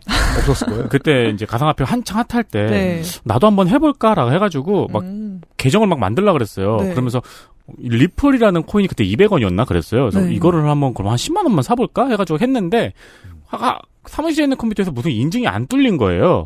그래서 못했어요. 내일 와서 한번 사봐야겠다 이러고 그냥 집에 갔어요. 그 다음날 열어보니까 1,200원이 돼 있는 거예요. 그래서 제가 비명을 질렀죠, 사무실에서. 진짜. 네. 조실만했네요. 왜 습관적으로 쳐다보는지 아시겠죠? 그러니까요. 아무튼 그 리플이 이제 2020년에 미국 증권거래위원회에서 이걸 무등록 증권이라고 봤어요. 아까 미국은 코인을 거의 증권으로 보려고 한다고 했잖아요. 네. 근데 리플도 증권성이야. 우리 기준에 증권성이 있어. 우리 기준에 따르면. 그런데 등록을 안 했네? 그러면은 소송하자. 이렇게 된 거예요. 그래서 리플 발행사랑 지금 소송이 진행이 중인데 이게 이제 판결이 아마 뭐 올해 나올 거래요. 그래서 이거에 따라서 가상화폐 이제 전 세계의 증권성 기준이 좀 정해질 수 있다는 네. 거죠. 그래서 그래서 아까 이걸 굳이 1, 2단계로 나눠서 나중에 입법을 하는 이유가 이 결과를 좀 고려하기 위해서입니다. 네. 현장에서는 이렇습니다. 그 증권거래위원회가 지금 법정에다 대고 하는 논리대로 리플을 증권으로 간주했는데 그게 성공했다. 그러면 이제 전 세계 시장이 큰일 날 거라고 덜덜 떠는 경우가 있습니다. 왜냐하면 다른 모든 가상화폐에 이게 적용될까봐. 그리고 가상화폐에 너무 몰입한 전문가들 중에서는 괜찮아. 패턴이 다 다르니까 법원의 판결문을 보고 패턴에 따라서 어떤 건 증권이 아니라고 판단할 수 있을지도 몰라. 리플이 증권이 된다는 건 리플만 증권이 된다는 거야. 정도로 생각하는 사람들이 있습니다. 그들이 과몰입자라고 제가 생각하는 이유는 뭐냐. 큰 그림은 실제로 상품거래선물위원회가 하고 싶은 일은 모든 가상자산을 다 제도권으로 편입시키고 싶은 일이니까요. 그게 될 때까지 국가들은 멈추지 않을 테니까요. 일부 조세도피처를 제외하고. 질문은 간단합니다. 한국은 조세도피처가 되고 싶은가? 그럴 리가 있습니까? 제조업이 있는 나라인데? 서비스업이 있는 나라인데? 뭐하러 조세도피처가 됩니까? G8 대한다면서요. 그렇습니다. 그러니까 한국인의 삶에 이렇게나 중요한 문제를 고작 김남국 때려잡고 싶을 때가 되어서야 양당이 처리하기 시작했다. 사실 김남국 의원 사태보다 더 먼저 이게 큰 사건이 있었던 게 이게 제가 다음 달에 뉴스아카이브에서 다루려고 벼르고 있었는데 네. 아프리카 BJ 코인 게이트였죠. 네네네. 네, 그때 많은 그 사건 때문에 역대 최고의 스타크래프트 프로게이머가 이름을 잃었죠. 누구? 이용호요. 아, 그렇지. 네. 코인게이트가 있었죠. 그렇죠. 그러니까 BJ들이 알트코인을 하나를 미리 투자금을 넣고 홍보를 벌이고 그러면 이제 가치가 올라가면은 거기서 이제 이득을 얻으려는 거였는데 그러면서 이제 많은 BJ들이 거기서 갈려 나갔는데 그때 BJ들이 그랬어요. 내 돈 들고 내가 투자하는 게 왜 불법이냐라고 했을 때 시청자들이 그랬죠. 이게 주식이면 감옥행이다. 라고 이야기를 하니까 그제서야 사과를 하고 그랬었거든요. 근데 그것도 법이 없었으니까 그냥 뭐랄까 일종의 자정처럼 그렇게 넘어간 거죠. 어떻게 보면은 큰 일이 될 수도 있었던 그렇네요. 건데. 네. 네. 그 갤러들 그런 얘기 하더라고요. 네. 권도영 씨 미국 갔으면 10억 달러에 100년이다. 네. 법이 있으면. 그리고 자본시장에 대해서 국가 통제를 하는 능력에 대한 의지가 확실했던 전통이 있는 나라라면. 네. 근데 한국이 그게 별로 없어가지고 말이죠. 네. 이게 어찌 보면 크립토커런시에 대한 훨씬 중요한 얘기였습니다. 이 코인게이트가 굉장히 우연한 계기로 밝혀졌는데 네. 밝혀지지 않고 만약에 첫 이 사기꾼의 의도대로 흘러갔으면은 난리가 더 큰 난리가 났었겠죠. 이미 청취자들의 투자까지 이루어졌다면은. 그렇죠. 네. 그렇습니다. 관련 법은 아마 꾸준히 개정될 거고요. 네. 네. 예를 들면 이제 코인을 얼마 발행할 능력이 있는 그런 능력도 가지고 있는 거래소인데 자기 자본 은행법처럼 네. 은행에서 돈 빌려주는 것처럼 막 자기 자본 100%를 넘기면 안 된다. 이런 법에 과연 맞출 수 있을까? 그러게요. 우리가 처음 찍을 땐 1원이었는데요. 지금 8만 원이지만. 저 이거 몰랐는데 네. 한국은 코인을 지금 채굴을 못 한다고 하더라고요. 그 회사에서 우리가 새로운 코인 뭘 만들었습니다. 네, 맞아요. 선언을 하는 걸 ICO라고 한다는데 맞아요. 그걸 못 한대요. 저도 그거 궁금하더라고요. 여긴 뭐야 그럼? 그러니까 그냥 외국 거를 그냥 거래만 해준대요. 예. 한국 거래소들은. 네. 그럼 거의 무슨 지하세계의 싱가포르예요. 예. 앞으로 법이 상당히 많이 바뀌고 세련되어질 텐데 한국이 영원히 늦을까봐 좀 걱정이고 관련해서 올 가을에도 또 소개해드릴 일이 있으면 소개해드릴까 합니다. 네. 아, 그래요? 올 가을에요? 프로젝트가 있나요? 아니, 국감 때. 아. 또 많이 들고 나올 거 아니에요. 사람들은 이미 또 다른 트라우마가. 네. 사람들은 이미 까먹었을 것이고 네. 검찰은 김남국 말고 다른 걸 또 들고 나왔겠지만 그렇겠죠. 우리는 필요한 걸 얘기해야 될 거 아닙니까? 네. 근데 이걸 일단 금융위가 아니라 정무위에서 다뤘다는 것만으로도 맞습니다. 좀 빨리 될까라는 생각이 듭니다. 10월에 바쁘실까요? 노력해볼게요. 일단 다음 달 초에 만납시다. 네. 애증의 정치클럽 6월 첫 주에 다시 만나도록 하겠고요. 저희는 먹는 이야기로 주말 시간에 돌아오도록 하겠습니다. 그것은 알기 싫다 505회 금요일 순서였습니다. 감사합니다. 감사합니다. 감사합니다. XSFM입니다. I, D, W, K